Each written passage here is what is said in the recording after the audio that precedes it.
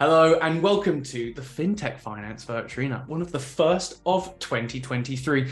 Now, today we're going to be looking at the demands of corporate customers in 2023. And we're going to find out how to find the perfect recipe, really, to find and create the corporate bank of the future. And joining me here today, I have two guests who, well, are really going to help me through that. And first up, we've got Dan Gill from SunTec. Dan, how are you doing? You all right? I am doing well. Thanks for having me. It's an absolute pleasure. And Dan, could you tell us a bit more about yourself and SunTec, please? Sure. I'm the industry principal for banking and financial services here at SunTec, which is a global revenue management platform used by banks in a lot of different industries. I've been specifically in the corporate fee billing space for almost 25 years now. I've looked at a lot of account analysis statements over the years. Absolutely amazing. Well, you are going to be the perfect person for today's podcast. So thank you so much for jumping on. And also, we've got an FF Virtuina regular. We've got David McHenry over at Silicon Valley Bank. David, how are you doing? You good? I'm doing great. It's great to be back. Thanks for having me. It's an absolute pleasure. Thank you so much for joining as well. And David, in case anyone hasn't seen of the episodes that you've been in previously, could you tell us a bit more about your role at Silicon Valley Bank and maybe even Silicon Valley Bank too? Yeah, definitely. So I head up what we call our Global Treasury and Payments Advisory team for EMEA. So I'm based here in London, and we cover everything. Strategic deposits, cards, payments, integrations, all the really cool banking needs that our clients utilize as they're growing. And SVB is a fantastic bank, and we have amazing clients in that we are hyper-focused on the innovation economy, working with tech startups and scaling businesses and the companies that are building the next thing as they scale all the way up to going public, and alongside them working with private equity and venture capital funds to be the banker of that whole innovation economy. I think that's absolutely amazing as a fintech journalist, being able to hear from a bank that just works with innovative clients and what has to be on that pedestal is so exciting. So David, once again, thank you so much for joining. Now, guys, I always like to start the Virtuinas with a way of setting the scene and putting the groundwork in before we look into contrasts and innovations and all that exciting things. So David, I'm going to come to you first, and from your very innovative customers, what have been some of the demands that you've seen corporate customers come to when they're bank? Yeah, I think there's overarching themes that we can probably start at where, our clients, and I think this goes across all industries, it's, speed, flexibility, and capability are the tenets. So businesses are moving faster every day. They need access to real-time information for making decisions. They need to move money in real time. So that's happening. They need the flexibility to not just use the bank's solutions and platforms, but they need to integrate those solutions in really flexible ways with their platforms of choice, various cloud platforms, things like that. And they also need these solutions, that capability. They need to be robust. They need to scale. And with our clients, they need to scale very quickly. It's not just two people in a garage starting something. It starts like that, but then it scales to tens to hundreds of thousands to millions of clients very quickly. So that infrastructure that they built has to grow with them, and the partners that they work with on the financial side and the banking side has to grow with that. So I think those are the main tenets that we see our clients demanding from both their bank and the financial solutions that they have. I can completely imagine. They sound absolutely fierce, but it sounds like you are the guys to be able to offer that. So that's very, very interesting. I like to explore that further. But also, Dan, could I also get your perspective on the modern demands? You said Sure. In your introduction, you've been in the industry for a while. How's it changed? Well, I think there's a couple things. So I think from what customers are demanding, I would certainly tag on with the idea of speed, right? Everything in banking and corporate finance is getting faster. Like exponentially faster. I would also say transparency then is the other big one, is that a customer needs to know obviously, where is their liquidity, but also where is their cost with the banks? And that's been a huge struggle throughout the entire time I've been trying to help both banks and corporates with account analysis or fee billing in general globally. And I would say that, well, where's the challenge? What's happened over the time? Not much. Here we are 25 years later, many of the banks still operating the same systems they were operating back then. And oftentimes the account analysis system is the most legacy of all the legacy systems out there. And that really leaves banks in a place where they're not well prepared to move towards this more transparency, faster pace. Interesting. Yeah, I imagine, we're so hyper-focused here at FinTech Finance sometimes on the kind of retail side of things that it is fascinating to hear these other wings. And Dan, if I could stick with you, coming into that point where we speak with a lot of banks talking about SME changes to their SMEs because the SME market has been so maligned. Has that changed the way that corporate banking, have SME customers looked at how their corporate banking cousins have maybe been receiving things? Actually, I'd like that as well. Is that a fair analysis as well? I think it is a fair analysis. And what do you see when you look at what is a large corporate, say, versus an SME? I tend to bundle all of business banking together because I think sometimes the way we bifurcate it doesn't serve the broader customer base as well. But so I would say there are things like, for instance, automated data feeds of billing information, things like automated statements that are clear and easy to understand. That's one thing, along with the more modern products, right? So, only the large corporates tend to be using Lockbox, let's say, or some of the more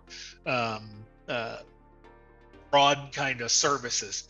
I think pushing that stuff down the stack in sort of a bundled, productized way that can get into the SME space. They want everything that the big boys have. They don't necessarily always want to pay for it, but we need to at least give the sense that regardless of where you fall on the continuum of size, that we can offer you the best possible services.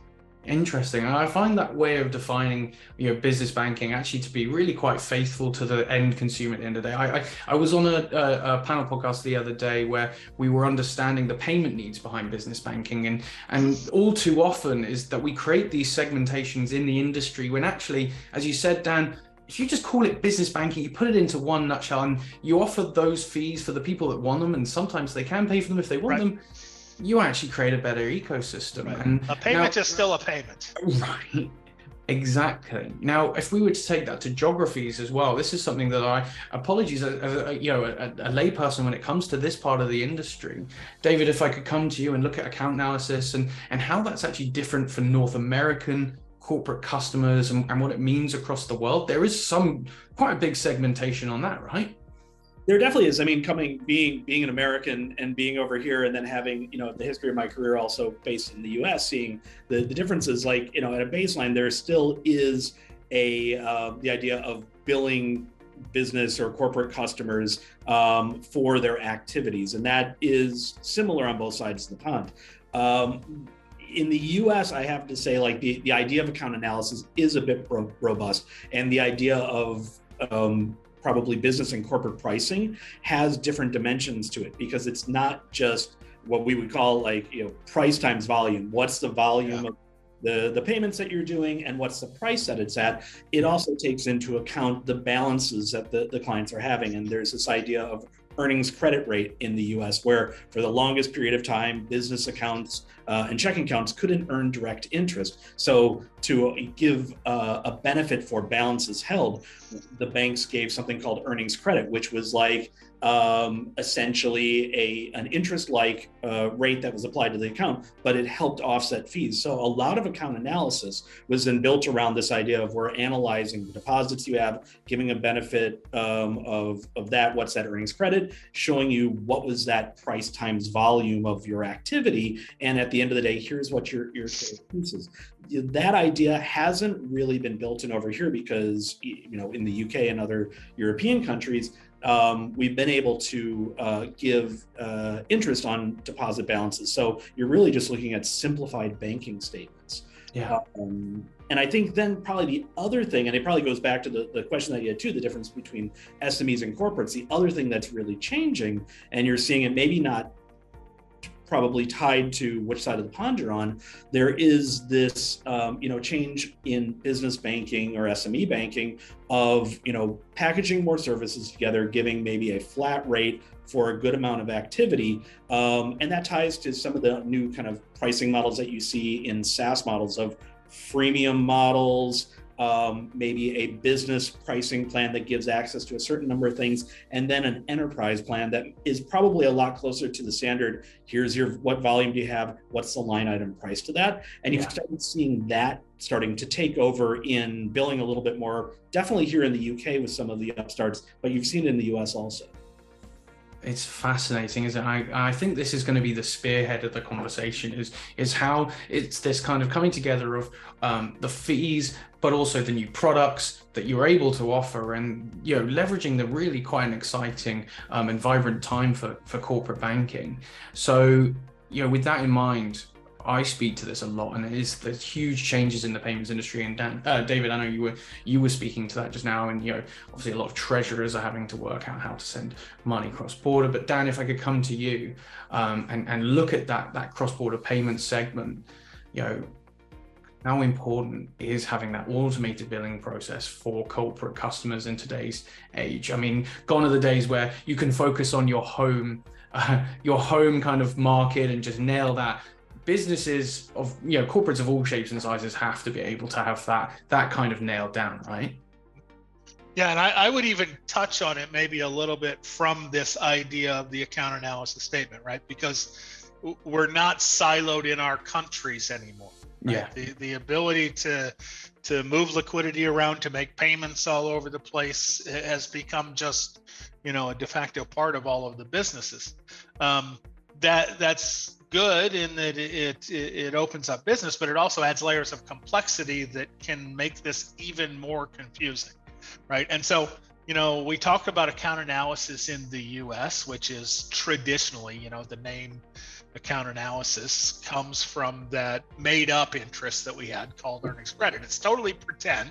It can only be used to offset bank fees. Yeah. And you could really only come up with it in America, right? And I only use that as the example for cross-border payments to say of what happened in Europe, right? Because it was really an offshoot of account analysis. In 2006, a bunch of corporate treasurers in the US got together, about 100 of them, and they sent pretty harshly worded letters to the major banks in Europe and said, look, we can see what we spend here in the US. We can't see any of that over there. And that led to things like what is now the bank service billing statement, things like that. Long story short, back now to payments, because I need to be able to see what different payment types are costing. One of the things I need to be able to evaluate is the cost structure of different methods. And that's why we're seeing all these different payments coming out, even whole new greenfield banks that are coming up with new ways of payment. I have to be able to evaluate that from a service point of view, from a speed point of view, from a cost point of view. The cost point of view is difficult, which is where we step in from the fee billing point of view. I've got to be able to get visibility into that so I can choose the payment type I'm going to use in the library of things that I have. And that's really why corporate fee billing has become so important. I would say first in Europe, growing in Asia Pac and even Latin America, but really Europe is the next great frontier that we have to focus on. Yeah, I mean, I love Europe being coined this new frontier after being the old world for so long. Exactly, it's kind of funny. But I think that's absolutely brilliant, and I'm going to ask you both this question because I think it's really exciting and probably the most pivotal point of this conversation. We've kind of set the ground rules now. We've established the scene, but David, I want to come to you and say, your clients are obviously some of the most innovative corporates out there, how can this modern account analysis actually, help you guys like absolutely just totally win over your customers? Yeah, well, I mean, I think there's 2 points of what it is, and it's, it was mentioned earlier, I think, transparency, and then there's trust in that. So, obviously we want to be able to let a client know what they are being charged for. We want that to be completely accurate, and it also be readily understandable. Because that's part of, when I have people from my team that are out there selling, what we put in front of a client and propose and come up with a solution for them and say, at the end of the day, this is what it's going to cost. Here's a pro forma analysis. This is what, your monthly charges should be. What we've quoted should match up with what is being billed in both nomenclature and ultimately in what the line item charges are and what the full amount is at the end of the day. So, having platforms that do that and enable it is the first thing, that they have to be transparent, they have to be trustworthy. And then, because of all the stuff that we've already said, that clients have access to more data analysis, they're moving faster, they're making decisions at speed. This has to become much more consumable, that they are making decisions, not just about reconciling, well, how much did the bank charge me every month, which is, bare minimum that they should be doing, but they also want to be using how much does this payment cost, or how much does this transaction cost, and building that into automation within their platforms to think about what's my best way from a time to settle, cost to settle, and process to make this payment or accept this payment or do this thing. These are all the things that really tie together into what is not just a product and something you charge for, but a solution that integrates with the client. It's really fascinating to see banking become so customer-led, even when it's not an individual thing. It is so driven now by these new demands that you were mentioning there. And I think you can see this in every vertical within finance. It's that transparency and speed. Those two elements are so critical going forward. And as I said, I'd ask you both this one question, and Dan, I'd like to get your perspective as well. David really put down the columns there as well. Do you agree with them too? I do in general, and I love the customer-led thing, right? Because in business today, regardless of your business, you have to be customer-focused and customer-led. Yeah. But you also must be profitable. And many banks that are trying to do this corporate fee billing have revenue that's just leaking out all over the place, right? And it happens for a variety of reasons. And it goes back to something that David said, is that the mindset of most people when they're thinking of account analysis or corporate fee billing is just that billing process. How many did I use? How much do they cost? What's the charge? That monthly thing. And I look at it totally different. There is a life cycle to every single one of our corporate customers. It starts with winning their business, right? And coming to agreement on some terms that we're going to abide by. I'm going to offer you this many transactions, this bundle of services at this discount rate, and so on. And perhaps you're going to commit to keep €1 million in this account month over month in order to get that. Well, the problem is that those deals, the contracts that we set, yeah, they're really neat, and I give them pro formas in the beginning, but there's often then a valley or a gap between the processes in the bank where, yeah, the sales guy just negotiated a great deal, but implementing that becomes very challenging and doesn't make it into the system that's going to ultimately do the billing. So I promise them a 6-month fee holiday, let's say. Well, nobody's keeping track of when does the 6 months end.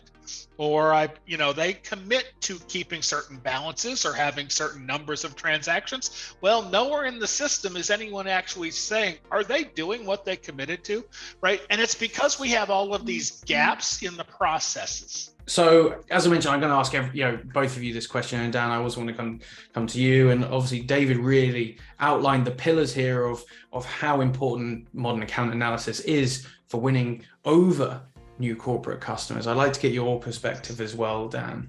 Yeah, it's when people talk about this thing, account analysis or global fee billing, or fee billing as a broader topic, they tend to just think of that billing part of it, like how many did I use, what did it cost, what was the charge, and we get so hyper focused on that we really miss that if you're going to be successful, you got to focus on the entire life cycle of the customer, right? So it starts with winning business, right? So we've got relationship managers, salespeople out there that are bringing deals, issuing pro forma statements, coming up with ways to serve corporate clients with the bank services. They do all that, and we come to agreement on things like the prices we're going to pay for different services or ways that things will be bundled. So discounting. But while most banks, most businesses tend to really think of this customer focused thing, we often miss the point that profitability is very important as well. And so most banks have revenue just leaking all over the place because there's gaps in their processes to deal with their corporate customers. So for instance, I come to agreement with a customer, I get a contract in place where I will give them certain special preferential pricing on certain services. Maybe I'll give them a fee holiday for 6 months.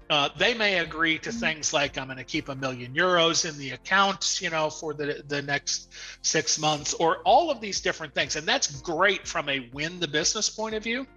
But then it comes to actually satisfying that agreement and putting it in place, which can lead to problems with satisfying the customer, but it can also lead to problems with revenue leakage from the point that many banks have a system where there's a gap between how do I take that contract that I just signed and implement it into a way that the customer and I can make sure everything's working right. So who's tracking the fact that I gave them a 6-month fee holiday, and when does the 6 months end? Well, in many cases, nobody is. And so you come back a year later and they're still on fee holiday, or they've committed to this balance level to keep, or a transaction usage level. Is anyone actually checking to see that they're meeting those commitments? And oftentimes the answer is no, right? And so we end up giving away a lot of things that may not need to. And this life cycle goes through the actual billing itself, the actual collections or pricing, whether that's debiting their account or invoicing them, all of the things to deal with that. And then it ends up with this idea that once I've had this customer going on for a while, most banks have either an annual price review process or some sort of renewal.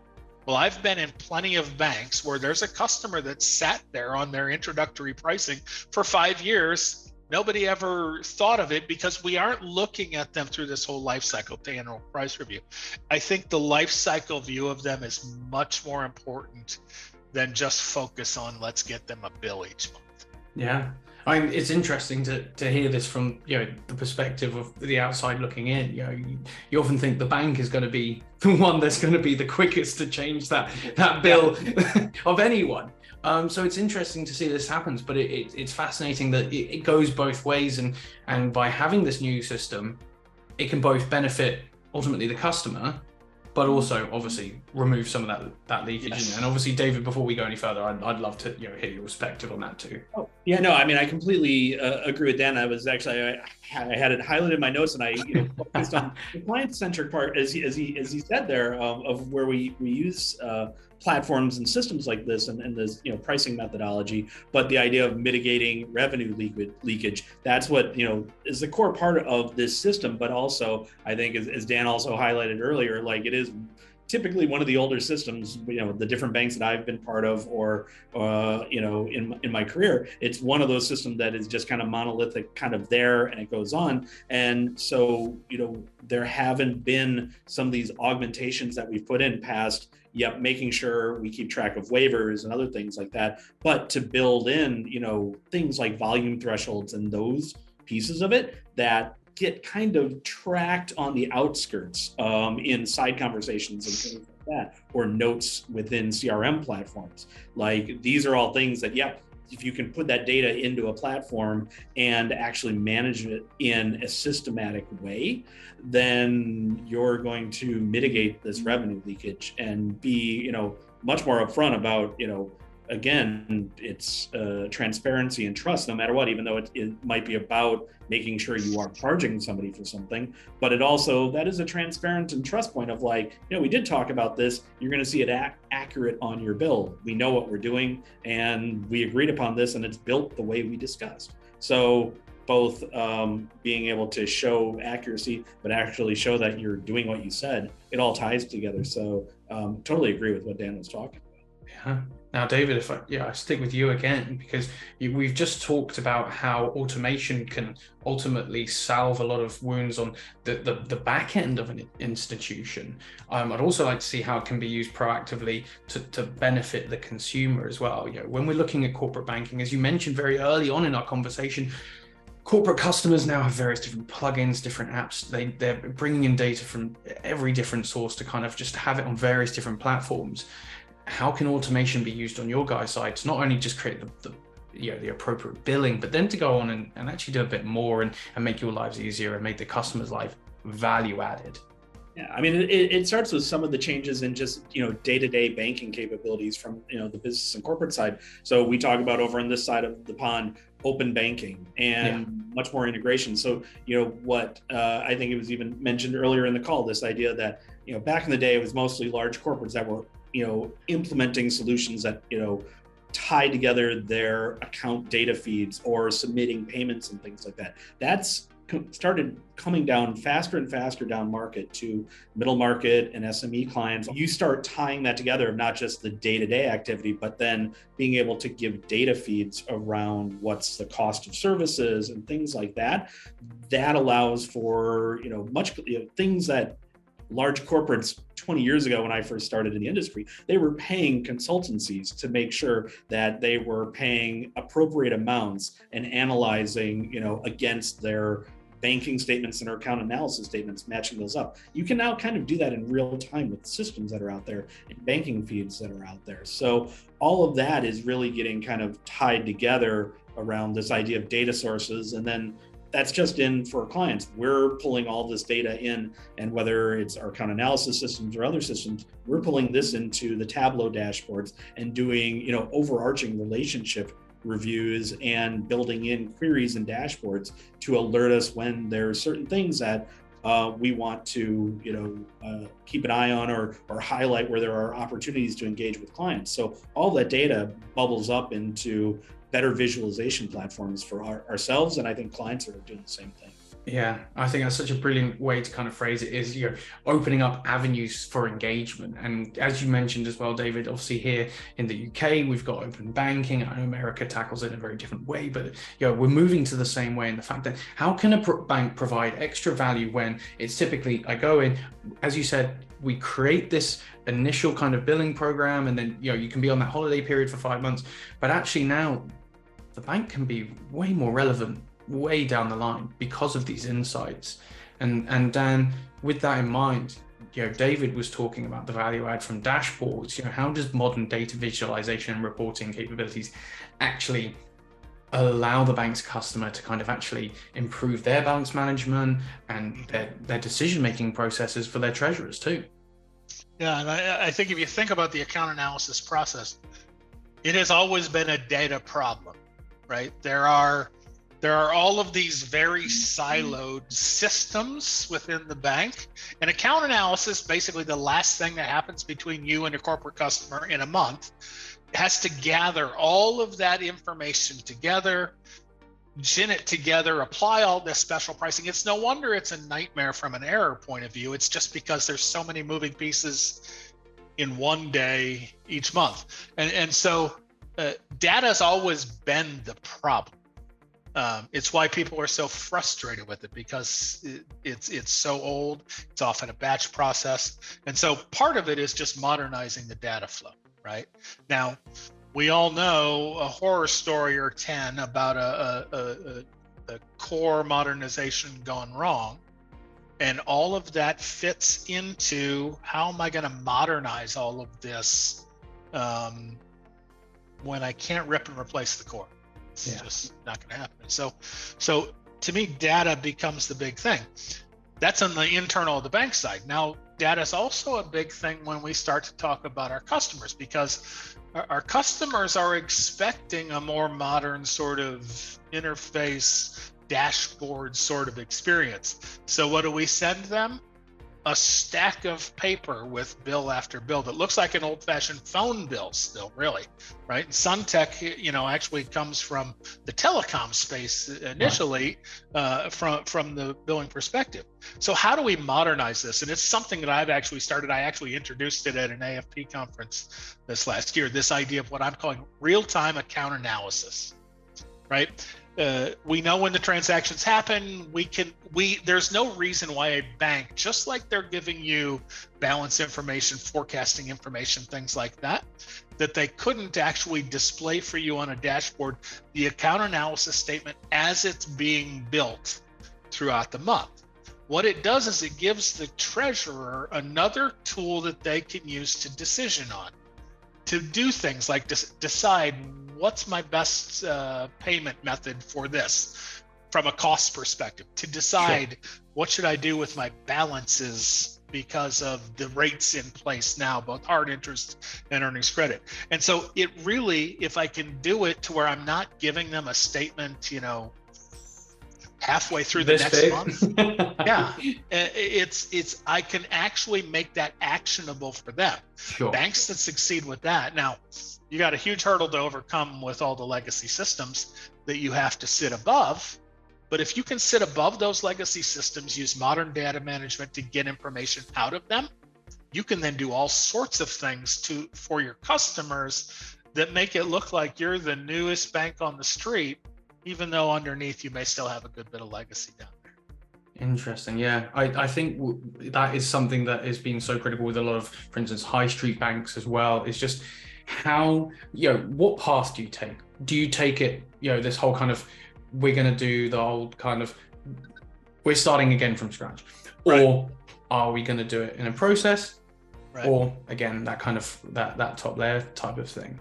Now, guys, we are coming to time. I apologize, but I want to kind of end on a future note here and see that, we kind of started with the baseline, and we started with what corporate banking account analysis was, how it's changed. I want to know, what is the recipe for the corporate bank of the future, and really what are corporate customers going to be seeing in the future? David, if I could start with you, tell us, what SVB is really going to, SVB corporate customers can look forward to. I mean, I think it's a lot of the stuff that we had talked about. Like, it is from a customer standpoint, it's integration. Like, it's more information that's going to be within online and mobile platforms. It's more information that's available for them to integrate with their platforms of choice or build upon. And that's just banking systems and payment systems, but also, when we're talking about how does that translate into that transparency and that visualization of understanding what they're also being charged for is also going to be there. And I think, the other part with those platforms too, that we were kind of touching on, is the more flexibility that we have in these billing platforms. We're going to continue to be kind of uniquely building pricing structures for clients that make the most sense for that life stage that they're in, packaging and bundling, but putting pricing together that really makes sense. So it's not, no matter, at the end of the day, it's not getting the same list of all the services. Maybe there's a bunch of stuff waived. It's actually built specifically around that life stage of their clients and what they're, of our client and what they're doing, and allowing it though to scale into something that is, more acceptable on the enterprise side, that's very, detail oriented and giving lots of information, and along the entire way allowing us to analyze that and ensure that we're doing what we say we're going to do, but also earning the income that we know we should be earning from the clients and services that we provide. Well, thank you very much, David. Yeah, I think you really hit the nail on the head there, and it's going to be really exciting hearing how it's going to go in the future. And Dan, could I also get your perspective as well? We've talked about how David's just mentioned how we've seen it go from the beginning, how it's changed, how it's changing. How do you see corporate banking changing in the future, and how is account analysis really going to be the spearhead behind that? I think we're going to continue to see things just get faster and faster.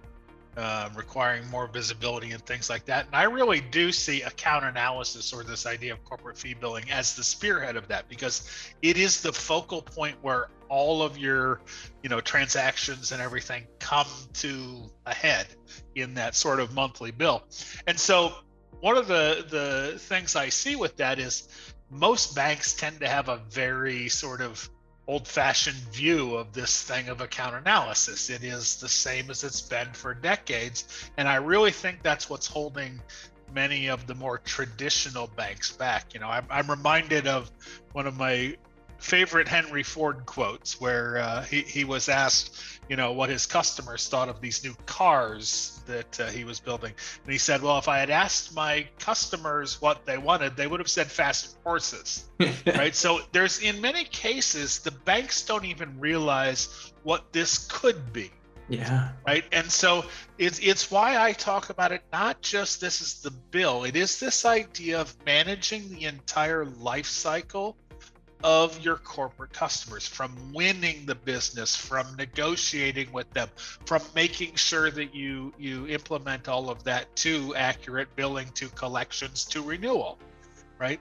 That, to me, is real modern, fast, agile account analysis. And banks that are able to do that are going to be far more successful in certainly competing with the old-fashioned traditional banks, but even some of the new players that have come on the scenes that are very fast and agile by their very nature. I see. I just think that's absolutely brilliant, and it does touch on it. What we were talking about earlier with embedded finance and embedded banking, Sure. Just these extra touch points that banks can start to have with their customers, and become the community bank almost. Do you remember? Yeah. We're even seeing some interesting things on, for instance, ESG is another thing that's all the rage, right? Yeah. And so, in America, we've had this, sort of pretend interest that we've always called earnings credit that can only be used to pay for the bank services. We're actually seeing banks now coming up with things like a green earnings credit, where they can use their balances, and instead of getting a hard interest or a interest to pay for services, they actually earn money that can then be used to buy carbon credits, right? And so it gives unique ways for banks to position themselves where they're really touching on these things that are important to corporate treasurers as well. Well, Dan, thank you so much for your time. I think we can't end on a better note than that. So I hope you've enjoyed yourself as well. I've been fascinated, as I said at the beginning of the conversation, going from knowing not too much about the corporate banking space to feeling like I could chat with you guys. So thank you very much. Of course, this has been a blast. Cheers. And also a big thank you to you, our viewers. You can catch the rest of our show and much more over at ffnews.com, of course YouTube, but especially LinkedIn, where you'll see me, and I'm sure you'll see Dan and David in the comments too. Dan, David, thank you very much, and goodbye.